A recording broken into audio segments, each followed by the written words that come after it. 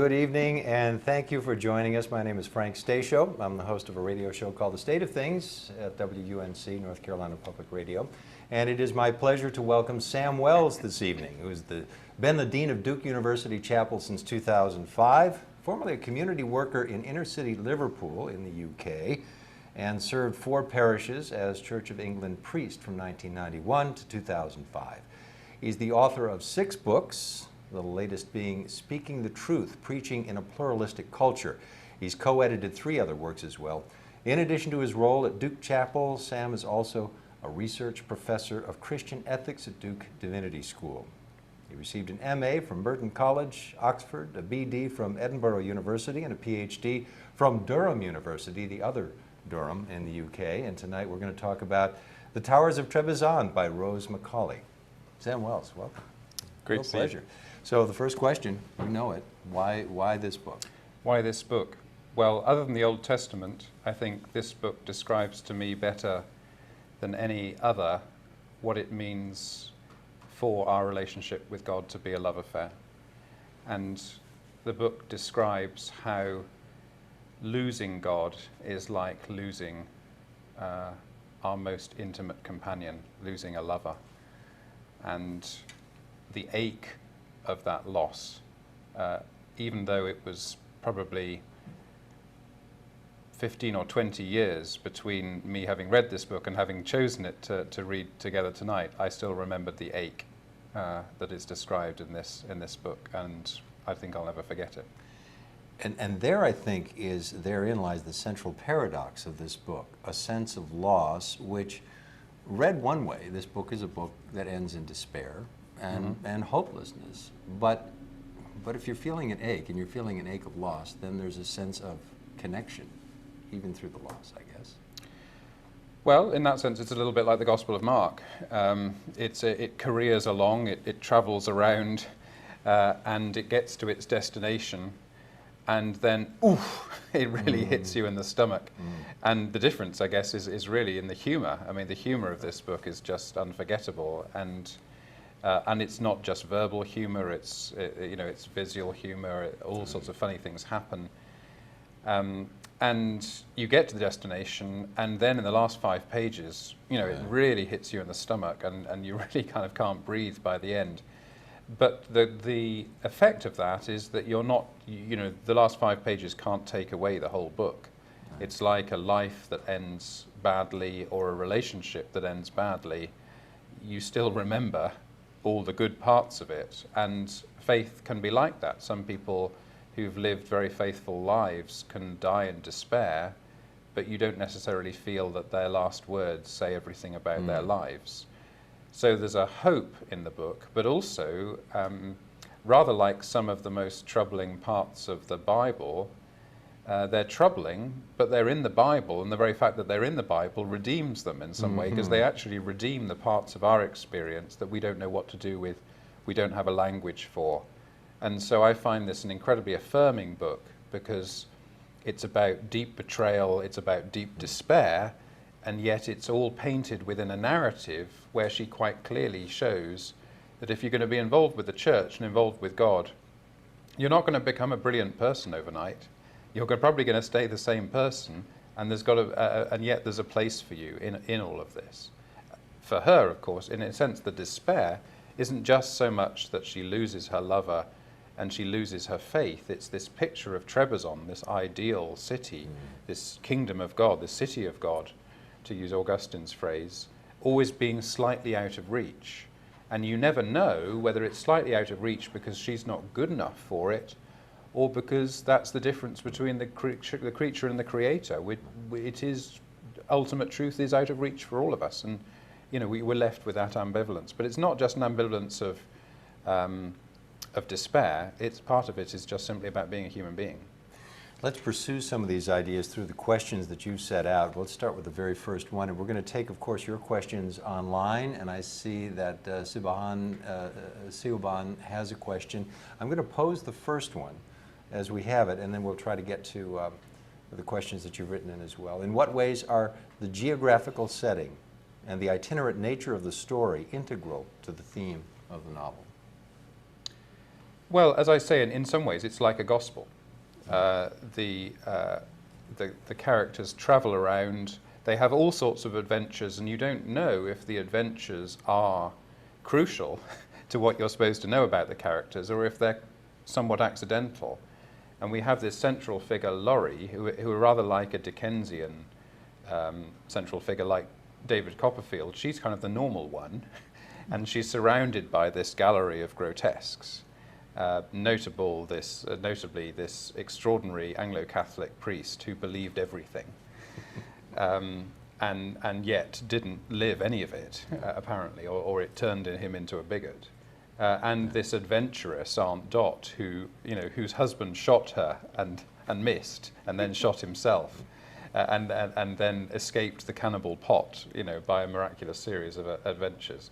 So we've got these extraordinary characters surrounding Laurie, and yet gradually what emerges is through the journey is her own journey.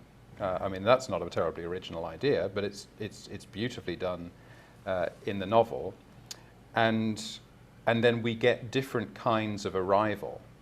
We get, to me, my favourite part of the novel, which is when she gets to Bethlehem, and she's confronted by the paradox of faith and the paradox of the church, this ultimate beauty and terrible failure. And then the second climax is when she gets to Venice, which is a kind of classical version of Trebizond. They're both destinations which are like Trebizond. And then, of course, on the way back from Venice, her lover dies. So it's obviously a conceit. It's a device to get some plot into something which is really a story of one person's love. I mean, how do you make love into a narrative?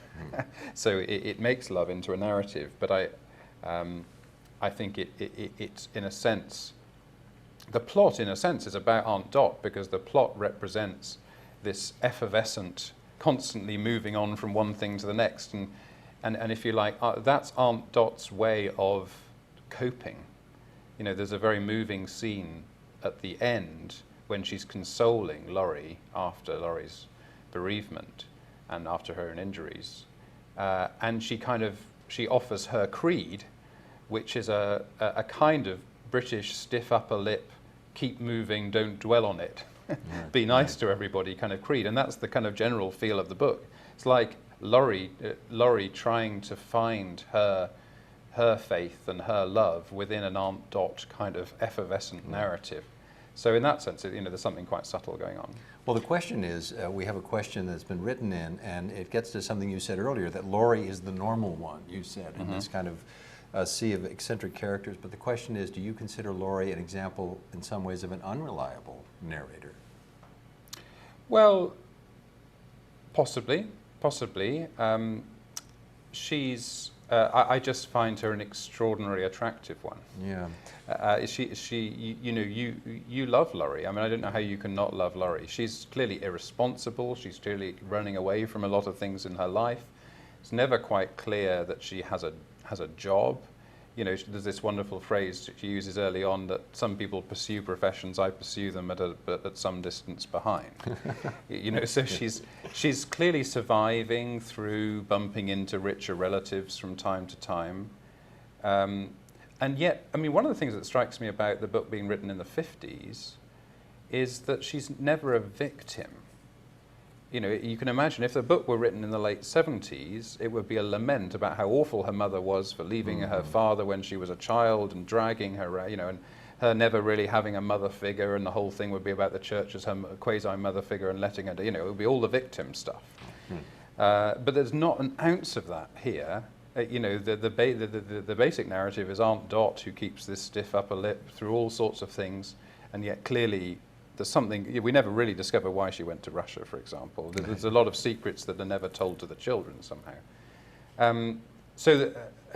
In that sense, I guess the unreliable narrator stuff comes in. We'll probably talk about it a bit later in relation to Charles and David in this book, and David being the unreliable author there. So there's a question mark about it all the time.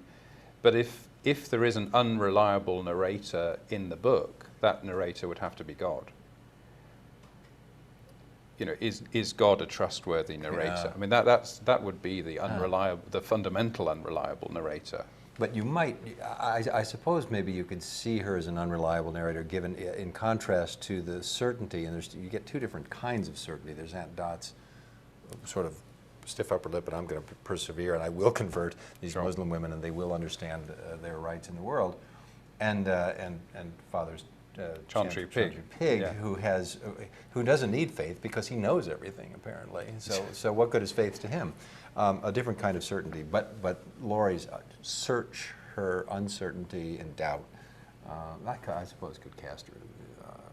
Well, if you think of, I mean, this doesn't meant to sound too pretentious, but I mean, if you think about Hegel's kind of going back to Aristotle's sort of notion of three basic kinds of story, you've got your lyric story, which is very much the sort of personal story, and you've got your epic story, which is the out there, this is the news, objective observer kind of story, and then the harmony of those two is a dramatic story, and this in many ways is a deeply lyric story. There's no attempt to be objective here, and yet it becomes a dramatic story because it includes all these elements of, historic truth claims by these different faiths, but they're narrated through Laurie's very, very intimately personal experience. So, I think there's an awful lot of things going on with this plot, however simply it seems to be written. But she's not so much unreliable as somewhat goofy. I think the goofiness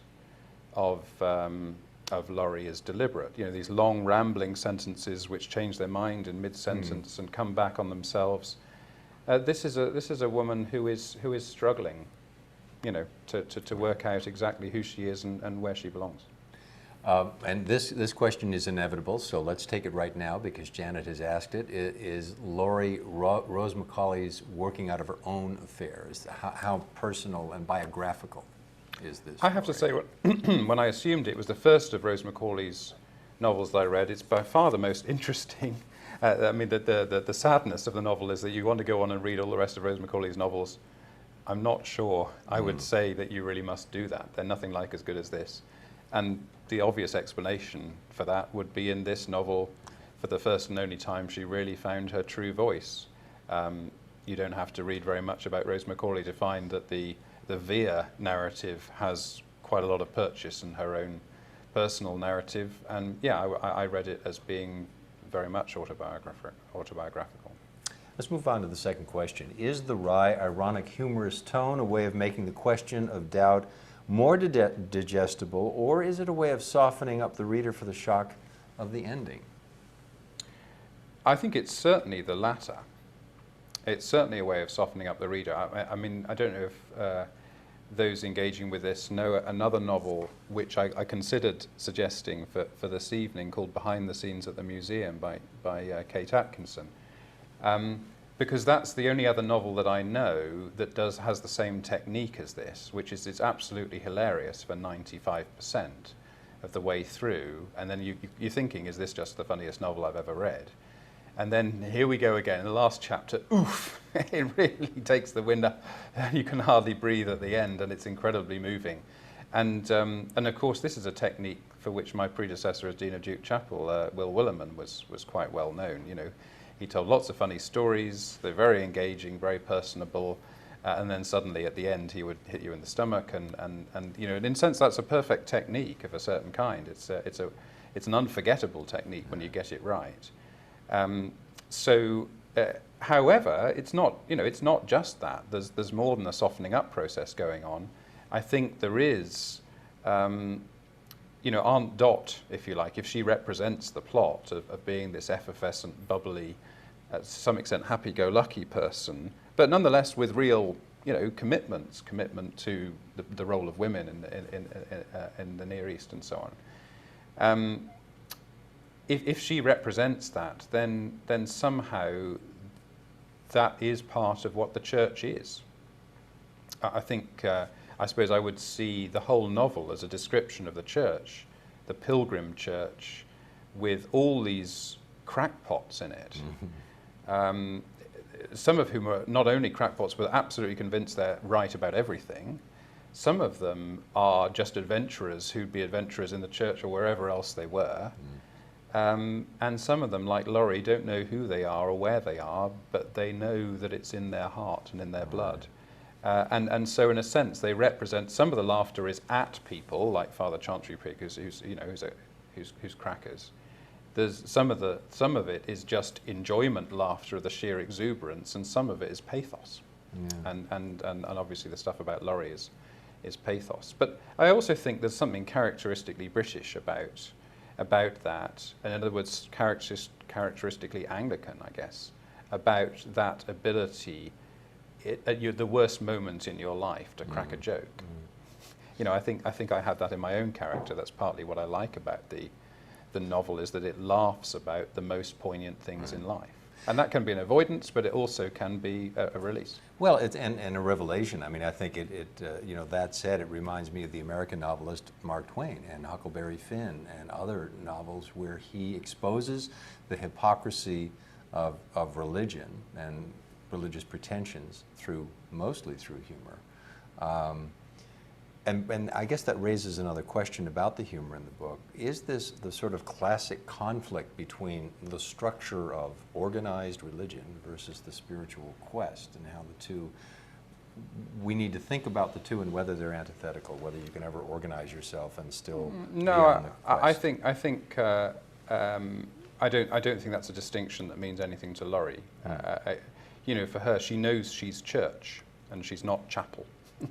She gives a little list about her family in the first couple of chapters of all the things they're suspicious of, non-conformity and so on. She's Church of England. She knows that's a big, loose sort of sweater that she's found a home in. She still wonders if that gives her God, and she doesn't go to services that much, at least in England, because she feels guilty. Basically, she feels that she is doing this thing which is alienating her from communion, and therefore she doesn't belong there. And yet, she still says this is the best form of religion available. She's not questing after some contact with God independent of the church. That's a fantasy for her. I mean, she knows it has to be with other people, and it has to be in some kind of congregated, organized way. However, as soon as she gets with other people in some congregated, organized way, she feels like a leper, because she knows she's an adulterer, and there is nothing she can find within herself that can step away from the joy that she finds with Vere. Well, she certainly feels like a leper and an outcast, but she also sees the scars in the degradation in the church itself. This passage. And this failure of the Christian church of every branch in every country is one of the saddest things that has happened in all the world, on page 196. But it's what happens when a magnificent idea has to be worked out by human beings who do not understand much of it, but interpret it in their own way and think they are guided by God, whom they have not yet grasped, and yet they have grasped something. This is my favorite passage in the whole book. When I was at seminary and I had a little opportunity to spend some time with a professional actor to help me learn how to speak in public, and he asked me to choose one passage, one favorite passage in literature to practice on. This was the passage you just read, starting with the account of Bethlehem on page 195 of my version of the book. Well, then I should have asked you to read it. I think it's, I can't resist the temptation to read a little bit of it beyond from where you did. And yet they had grasped something, so that the church has always had great magnificence and much courage, and people have died for it in agony, which is supposed to balance all the other people who've had to die in agony because they did not accept it. And it has flowered up in learning and culture and beauty and art, so set against its darkness and incivility and obscurantism and barbarity and nonsense. And it has produced saints and martyrs and kindness and goodness, though these have also occurred freely outside it. And it is a wonderful and most extraordinary pageant of contradictions. And I, at least, want to be inside it, though it is foolishness to most of my friends. And I just deeply love that passage. It says most of what I know about the church. And And she uses that very phrase, a wonderful and most extraordinary pageant of contradictions, and that sums up the book, really. Those contradictions are the things that really, I think you've already suggested, are the essence of a kind of faith. I'm putting words in your mouth at this moment. But it's being in contention and worrying over it, considering it, that may be the act of faith itself. Should we worry when we feel certain? Well, there's not a lot of certainty for Rose Macaulay. Yeah. Well, I mean, some people say, there's only one thing that God can't do, and that is that God can't stop loving us. I mean, if you take that kind of approach to certainty, then I think this book has that kind of, because she never doubts that God loves her. She just doubts that she can be the person she needs to be in return. She never doubts that humankind is made in the image of God. She just, painfully and honestly portrays all the contradictions of humanity that can lead to. And in a sense, you almost don't need that marvellous account of Bethlehem and the failures of the church, because you've got Aunt Dot and Father Chantry Pig who are displaying them for you all the way throughout the book. And yeah, Dr. Halid leaves the church for her Muslim doctor, because for her it was an idea, and I'm not. The only part of that wonderful passage I'm not sure about is describe the church as a wonderful idea. In the end, I think the church has to be something that you love. It's not a nice idea or a means to an end. It has to be. You have to be in love with the church, and she is in love with the church, but she doesn't feel worthy of the church, despite the fact that she's well aware of the church's contradictions. But I think a lot of people feel like that. I mean, that's what I love so much about this book, because, when I look out from my pulpit in Duke Chapel on a Sunday morning, I see 1,000 people in front of me, and a book like this tells me who they are. Because, there are so many Lorries out there who fear that if others knew their secret histories, they would despise them. And yet, they're all like that. I mean, I don't want to talk about my congregation as if they're all, engaged in this one particular sin. I don't mean it like that. But pastorally, that's what I've come to learn over my years in ministry, is that actually Laurie is the norm. We bring our doubts and our failures to the table, and that's the act of faith in a way. But now does the church have a responsibility then to act as Laurie? In other words, understand that there is doubt, or does the church have to be present itself as more certain, as the rock? Well, I mean, even Dot in her bluff, Aunt Dot in her bluff, exterior, finds this extraordinary compassionate moment at the end of the novel. She doesn't just say, "Pull yourself together," and she doesn't say, find your love in the bosom of the church, and there's the end, in some sort of pious way. There's no doubt that Dot's life is full of contradictions, but she's able to stay with. I mean, there's a wonderful place where Laurie says that she and Aunt Dot, being Anglicans, knew that heresies weren't a particular problem to them. In other words, the precise details of the exact rightnesses of faith. And she also says, nobody can be as right as the Roman Catholic Church thinks it is. It's not possible to be that right. So there has to be a kind of love that makes space for paradox and contradictions. Let's move on to this next question, and I think we're right here. To what extent does Laurie's relationship with Vere become the lens through which she sees other reality? Is it her church? Well, yes, I think it is her church. It becomes because faith is different things to different people, but for a lot of people, it is a quest for the most profound experience in their lives, and why shouldn't it be? I mean, after all, if God is the fount of all being, surely a relationship with God is the most profound experience we could ever aspire to. Well, for her, she's had that with Vere. I mean, there's no doubt in her mind, even though as she's writing the novel, she's narrating a past event. Those times, the joy that she experienced with Vere, which took her beyond social propriety, took her beyond her own conscience, took her beyond her own church, nonetheless was this incredibly profound experience. And she, even though she knows she shouldn't, she's coming to narrate the truth of all other things through it, so that at the end she says, I can't have what I can't have with Vere. I mean, of course, and the irony is that Vere means truth. Oh, verite, sure. You know, so I mean, she's talking about him. You know, he becomes the truth in that sense, against which she has to balance everything else that civilization and revelation has given her. All of that she knows, you know, in her head that should count for a lot, but nothing matches up to what she has with this man.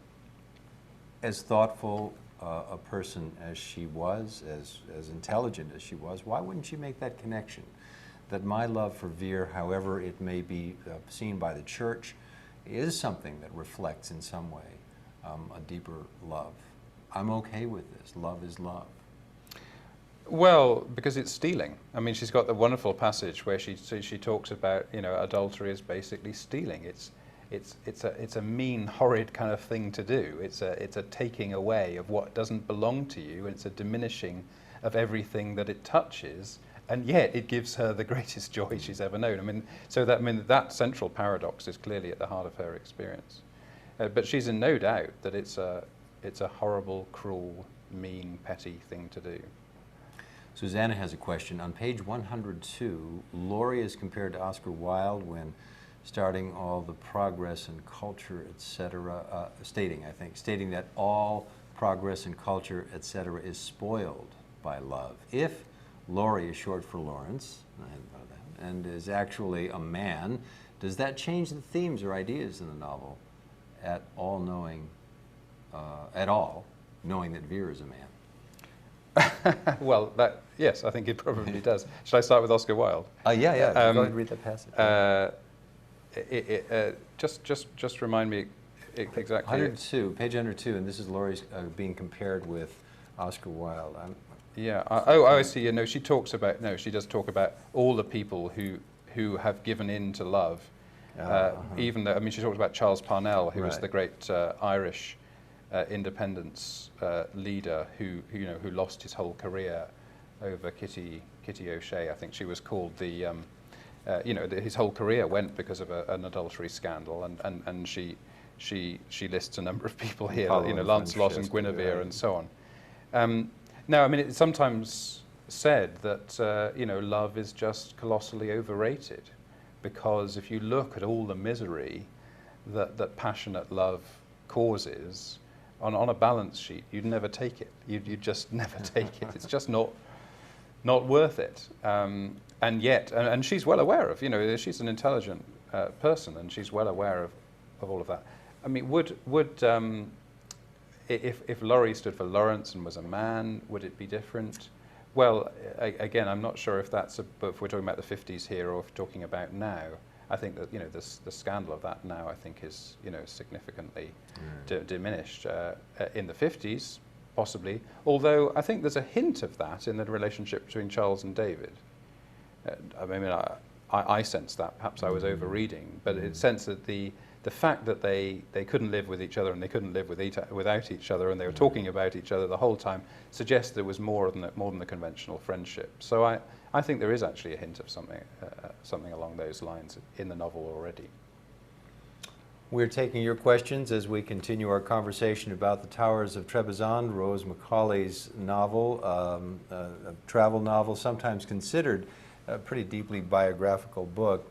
This notion of love and relationship, and again you said, well, she recognizes that it's a kind of a theft, it's a petty and a mean thing to do, but the other side of that if you have this true relationship, maybe it's this institution that's in the way. Who made this marriage thing when our hearts have gone in another direction? Again, this question of what is true love, and does the institution in fact interfere with these bonds? But as far as she sees, the institution does interfere, and appropriately so. that in a sense we are all creatures of self-deception, never more so than in our loves. And of course, because love of the kind described in this book can be such a profound and passionate experience for so many people, we assume, because it can affect us on such a deep level, it is therefore true in a way that nothing else we know is true, and because it's true, it justifies all other kind of action. Well, it doesn't for her. She talks about the fact that he basically stayed with his wife for the children. There was only one thing wrong with his wife, and she was boring. That's the only account that we're given. And she says herself, and that was for the best. And actually, she preferred it that way. And so, in that sense, family is an institution, but family is made up of real human beings and real children who can be deeply hurt by these kinds of things. So, there's no sentimentality in the novel in that sense. And then partly, I think the book just simply wouldn't have the same force in our decade that it has then. This is being written in a pretty conventional British society where people just don't do these kind of things. They clearly do, but they just don't do these kind of things. And she's come to some kind of accommodation. And the second cousin suggests there's some, again, why are we told that he's her second cousin? Presumably to introduce another dimension of family into the complications of things. And she's under no illusions that true love wins. There is no sentimental panacea there. She knows that what she's doing is wrecking a great number of lives. And she knows that, and she held away from it for a while because she knew that, and yet she cannot hold herself back. And she gives us a list of people, famous people, literary people, where she is. But she knows that she is jeopardizing her own soul by doing it. If you have, a universalist gospel in which we all go to heaven, and a situationalist ethic in which whatever we feel is truly loving is fine, you don't get the force of the book. You only get the force of the book if she chooses via the truth against all other truth. Otherwise, I don't think you get the force of what's going on. We're taking your questions, and we're going to go along with the questions that Dean Wells has outlined, but what questions arose in your mind? Questions about faith and doubt and the journey? Any of those questions that occurred to you, we'll entertain those as well. Let's move on to the fourth question that you've raised. Do you see Laurie as courageous, honest, or incapable of living as an adult in an adult world? And are her doubts your doubts? Let's talk about whether she's a flake or somehow courageous to live in this doubt, and even sort of put your shoes on in the morning when you're living with this doubt. Well, she's certainly pretty enterprising. To go to Turkey in the 50s, to ride a camel across the whole country. She's not a flake. She's an extraordinarily adventurous and courageous person. And the fact that she's been having this relationship with Via for 10 years or something, and she hasn't lost her compass. She knows exactly what she's doing, and it's carving her up every day. But and that's the poignancy of the novel, is that she's right in there with it. She's not running away in that sense. And yet there's these hints from time to time. She hates doing her own taxes. She can't get a proper job. She's and the very fact that she's an illustrator of somebody else's travel book, there's a kind of peripheral sense in which she's not really doing anything. And is that, you could narrate that in gender terms and say that she's in a world where men get to do things, and she's a woman who doesn't, and I think that's a very plausible reading of the story in the 1950s.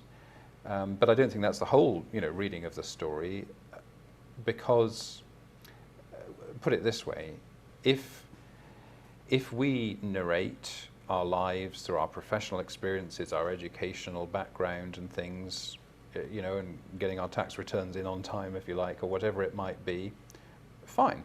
But she's showing us her soul.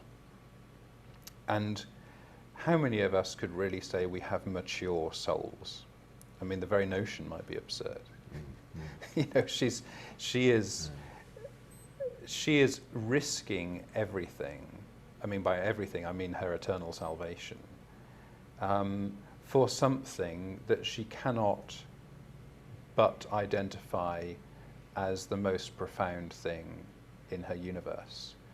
And yet she knows that it isn't the most profound thing in the universe, because Via dies and she's still got to wrestle with God. God's still around to wrestle with. So it isn't, but it sure feels like it. And the novel is about her honestly wrestling with this profound moral, emotional, spiritual dilemma. It's a 200-page wrestling, 300-page wrestling with something that is at the heart of her life. And she's not pretending it's fine, and she's not, she's not saying to Via, it's over because I can't emotionally deal with this. And, she's not settling down to suburban life with a nice dog and 2 kids. I mean, she's not taking any of these routes out. So I really admire and respect her, and yet there's plenty of evidences throughout the novel that she's living a kind of dilettante life on the edges of a kind of elite society. And she knows people like John Betjeman, and she knows all these kind of famous people a little bit, and yet you feel that she's the kind of the other member of the family that didn't get in the limelight, and you feel for her on lots of levels. Well, you just said a minute ago, well, she didn't have a comfortable suburban life with the 2 kids and the dog, and she didn't take that way out. Could you turn that on its head and say the way out is to visit these exotic places and never really have to sit down with yourself in the quiet and wrestle? Well, she certainly does that by the end of the book. I mean, perhaps one of the lessons of the book is that you can't run away forever. That one way or another, you have to face truth, whether you face it in the mirror, in your own self, or in the effects your actions have had on others. And she does. And that's partly why the book does hit you in the stomach, because you can see the book as somebody who is aware that there's big issues in life and in their life, which they are running away from. When she gets short of money, she bumps into a relative or a friend, or she blackmails a former person she knew at university in order to get the money. She finds her way round one way or another, and then suddenly, in the last 5 pages, she's faced with the deepest realities of life and death. So clearly, she doesn't take the conventional approach to addressing these issues. But it's possible, what would her life have been like without Via? Maybe she would have settled down to a conventional life. Well, that would have been fine, but there wouldn't have been a story to tell.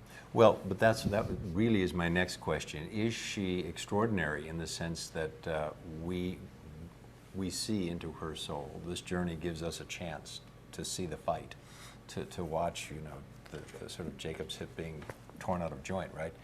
But is she unique, or are we all, and we're pulling away from the book now, do we all one way or another wrestle with this, even if we settle down in the burbs or are constantly on the move? Are we all, can none of us escape this? I have to say, after a number of years as a pastor, I've lost track, but best part of 20 years as a pastor, I really don't know the answer to that question. I sometimes think yes, and then I meet people who seem to trog on through life perfectly happily, and nothing I can engage them with in conversation can persuade me that the kind of issues raised in this book are troubling them in any significant way. And so, far be it from me to say, I know what all people are like. I certainly don't. People vary enormously. However, I guess the people that I identify with most closely, the people that I want to stay up late into the night talking to, and the people that I bump into a great deal around Duke, students, faculty, staff, all sorts of people around the university. There's a lot of lorries around who are, who haven't become cynical. In a sense, part of it is her refusal to become cynical. She doesn't say that just because I love a married man, everybody's up to something and you can't trust any relationships. She doesn't go that kind of route of cynicism. She still believes that there is, that there is integrity out there, even if she can't quite reach it herself. She doesn't think that the church is just a bunch of wasters, even though, clearly there's an awful lot wrong in the history of the church, and, it's represented in some of her companions. She doesn't give up even on her companions. She doesn't become cynical about the people that she's around. And because she won't become cynical, you're constantly engaging with this dream that's constantly in danger of being crushed.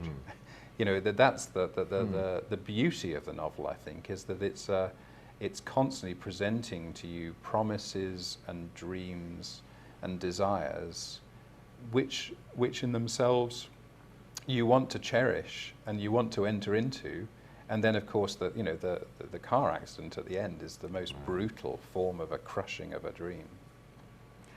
Do you think we're in a better place now in this, this beginning of the 21st century to re-engage in this conversation after, at least in my lifetime, a half a century of real cynicism? People, thoughtful people with great humanist values running away full speed from anything like a church. And you talked about the thoughtfulness of people you met here at Duke. Coming back to the idea that a church could be an answer and that our engagement with religion once again may be what was missing. I wish I could say yes to that. I wish I could say yes to that. I mean, I guess to give a very, very simplistic and obviously oversimplistic narrative of the journey from Towers of Trebizond 1956 to today, yeah, well, I guess what it looks like from here is that there was a confidence in some kind of a truth which could be expressed through faith, through religious observance, particularly through congregational worship in the church, and that was replaced, if you like, that the 60s represents a bunch of other truths that seem to be equally, if not more true than what the church represented, and it was like a mini enlightenment in which the church seemed then to a lot of people to stand for a lot of things that were very, very out of fashion, like tradition and commitment and loyalty and all these kind of things. And that, well, I think that period has passed, but what's passed is the confidence that anything is true. And so then there was a kind of cynicism, but it was a cynicism that said, oh, that's lots of load of rubbish, that inherited tradition, that inherited faith, religion, is a load of rubbish, because there are things here that we know to be true. Well, now that period passed, but it hasn't been replaced by saying, oh no, the old things were true all along. It's a way of saying, it doesn't mean there isn't space for the church to talk, to be heard, to be its practices to be engaged in. It's the sense that you do those things and somehow have great confidence that what you're doing is ultimately true. And in a sense, I think that makes this book particularly fascinating reading today, because what she wants is Trebizond. She wants this glorious city. She wants this glowing, glittering place, which is out of reach. Whether it's true with a kind of capital T isn't the first question for her. She wants to belong to it. She knows she wants to belong to it. And so, I mean, there's an English sociologist of religion who talks about the difference between believing and belonging, and that actually for most people belonging is more significant than believing. And she says there's nothing wrong with that. And I think Laurie is one of those people. She wants to belong to Trebizond. She wants to belong to this city. I think there's a lot of that today. but the question of believing has changed.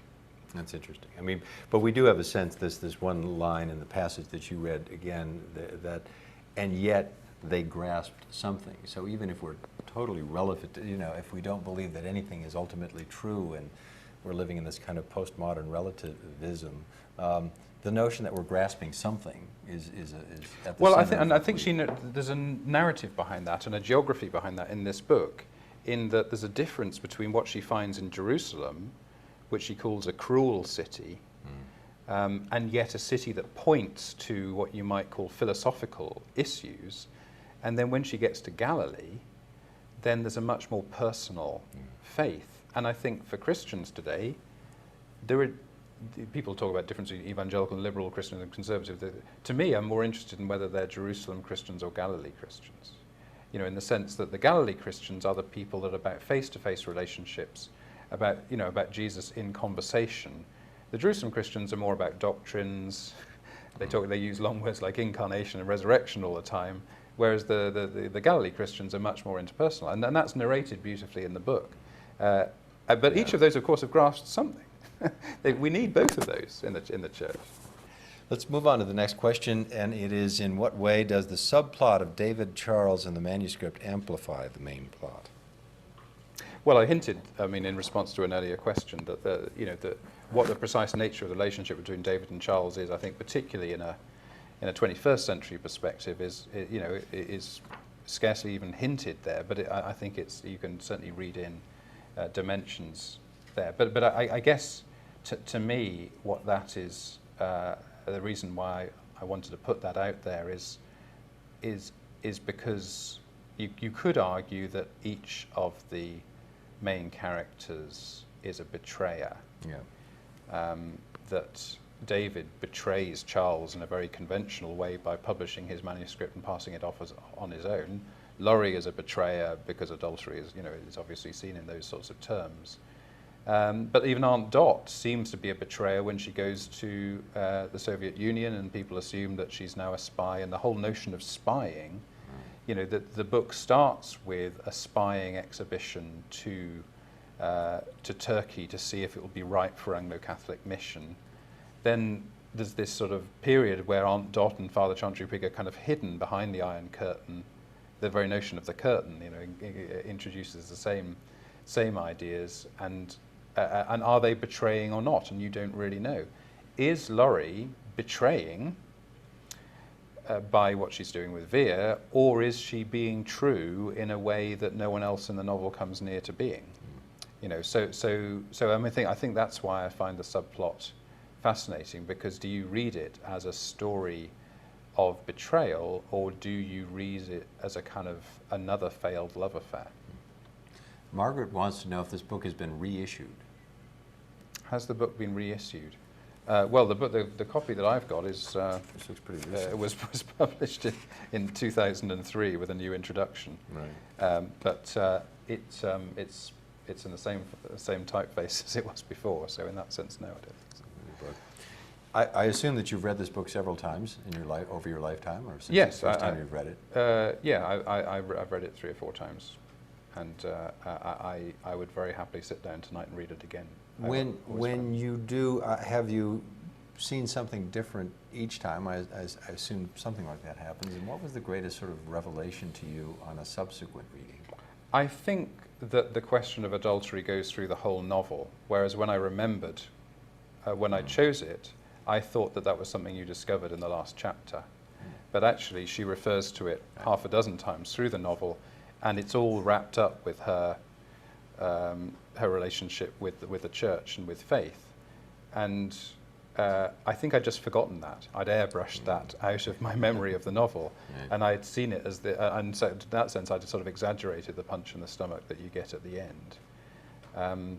Because actually, it is a huge, colossal shock that you get at the end, but she has anticipated it earlier in the novel. So when you know the ending, you see it, like a murder mystery in that sense. You actually can see the threads that have been cleverly placed, and most of what she says at the end, she has anticipated elsewhere. And I think that I'd just forgotten that. So when I started finding traces of the relationship with Vere all the way through the book, and reflections about faith connected with those, I thought, I should have really remembered this, but I hadn't remembered those at all. Well, faith and of course faithlessness, which is the other definition of adultery, and yet engagement, I guess that's the other important part of this. I've read over and over, what came to mind as I read this book was Psalm 88, which is a psalm that is utterly hopeless and desperate. There is not a word of hope in it, and yet, I think as you said, it's in the Bible. Somebody wrote it, and for thousands of years somebody spoke it. Someone had the faith to say these desperate words to a God that probably, when you read this thing, they're not really too actively believing in well, a sense. if you go to Good Friday and you hear Jesus' words, my God, why have you forsaken me? Are those words of utter despair, or are they the foundation of the Christian gospel? This is what theologians argue about, but not just theologians. I mean, anyone who goes to a church on Good Friday will contemplate those words at some stage.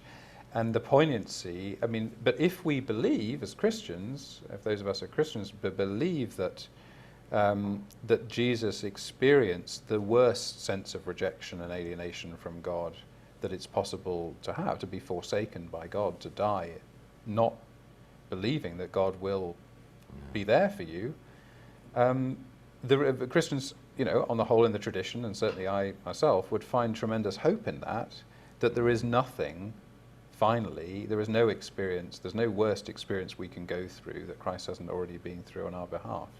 And I think that's in the background, that forsakenness, is there in the final chapter of this book, and yet there's a kind of stubbornness. I mean, in a sense, almost the best thing about the book is that it doesn't give us a nice happy ending. It leaves us with that poignancy of the two hells that she lived, the hell without Veer and the hell without God. And that's what makes the ending so memorable. If it sort of said, "Oh, I came round in the end and I went along to my local church and actually I came to terms with it," there would be no, that would be terrible. Right. Had a talk with the chaplain. Yeah, that's exactly. Yeah. Well, do you think you have to be Christian to understand the deeply human, feelings in this book? And I'm wondering, could it be off-putting? Maybe you're not the one to ask, but I had a rabbi explain to me once that in one of the Gospels, when Jesus says, my God, why have you forsaken me?" It quotes, it's from a psalm, one of the psalms. It's a line from a psalm, but interestingly, it's written in Aramaic. We're given an Aramaic phonetic pronunciation. And what the rabbi said was, well, if Jesus was a rabbi, he would have known that when you're saying a prayer, you say it in Hebrew. If he said this in Aramaic, it was coming from him and not. He wasn't quoting a prayer. This was what he felt. Now this is... Well, that's fascinating. I've never heard that before, but it makes a lot of sense. I've also heard suggestions that, quoting one line of Psalm 22 means quoting the whole psalm as a kind of like a title of a book, and this, because the psalm ends in a more positive way, then actually there's a more positive message. I've always found that to be implausible, I have to say. But there are various. No, I mean, in terms of the wider question, do you need to be a Christian to pick up the no, I don't think you do, because almost more so today, in a day when faith has declined, people believe in their relationships almost more than they used to. So the betrayal of a relationship somehow feels almost a more fundamental betrayal today than possibly it did 50 years ago, when there were a bunch of other things you absolutely couldn't do. And so because of that, I think her wrestling with how she can live with herself, and yet her sense that there's a force greater than her that is impelling her to do this, I think everyone can relate to that. I think everyone can relate to and her descriptions of sin are not straight out of the catechism. They're about wandering in fog. And I found that some of the most profound parts of the book, that when she talks about when you've done one thing wrong, I mean, to use rather quaint language, it leads to another, and then you just don't know where your bearings are. And it's a wonderfully vivid description pastorally. I just think that makes 100% sense. Susanna wants to know, and we have about 2 minutes left, but Susanna wants to know, how does Laurie's training the ape add to the themes of the book? I have to say, I didn't understand where that belonged. I mean, that was the part, I had completely forgotten that when I reread the book. And in a sense, I took it to be obviously comic, but a sense that religion wasn't really just about going through the motions. You could train an ape to some extent, but the ape cannot enter into the pathos of Laurie. Ironically, the camel can. I mean, maybe it's projected onto the camel, but she's got this wonderful passage where the camel is giving these long, deep withdrawing roars, and she compares it to Matthew Arnold's poem Dover Beach, where the sea gives a long, deep withdrawing roar. And she also talks about how much the camels must miss sex. You can see her projecting onto the camel. But I have to say, I found the ape part of the story rather bizarre. Well, just to follow up, is Christianity not a religion which depends on training or education? Oh, absolutely, it is. Yeah. And yet, you can see that she's had all the training and education that one could have, and yet, even the person that's grown up in the church, been surrounded by it all, is afflicted in some sense by this profound feeling of love for this inappropriate man, that in the end, so yes, absolutely, we're shaped by our moral training and our formation and worship and so on, and yet even for the most well-formed person, that doesn't make them impregnable from feelings like this they don't know what to deal with. Dean Wells, what a pleasure. Great to talk with Thank you. And thank you very much for your participation. We are grateful to Sam Wells for being part of Duke Reads, and for those in our audience, a reminder this session will be available on iTunes in the next day or so. So check iTunes, you'll be able to watch it. Our next session, March 18th. And then Tavolia Glimpf is going to join us. Her choice is The Known World by Edward Jones. And you can send any comments and questions you have in advance, and we'll try to get you Professor Glimpf's questions as well as some guide, but obviously anything that appeals to you, please send it in. And let me remind you once again to go to the website, www.bloomsbury@duke.com, Bloomsbury@Duke, all one word, .com, to sign up for Duke In-Depth Weekend, scheduled for February 27th to the 28th. We still have time for that. It celebrates the culmination of a year-long program at Duke, a number of programs designed to illuminate the Bloomsbury Group and showcase the Bloomsbury exhibit, which is still going on at the Nasher Museum of Art. So thanks to all of you, and we'll see you again next month.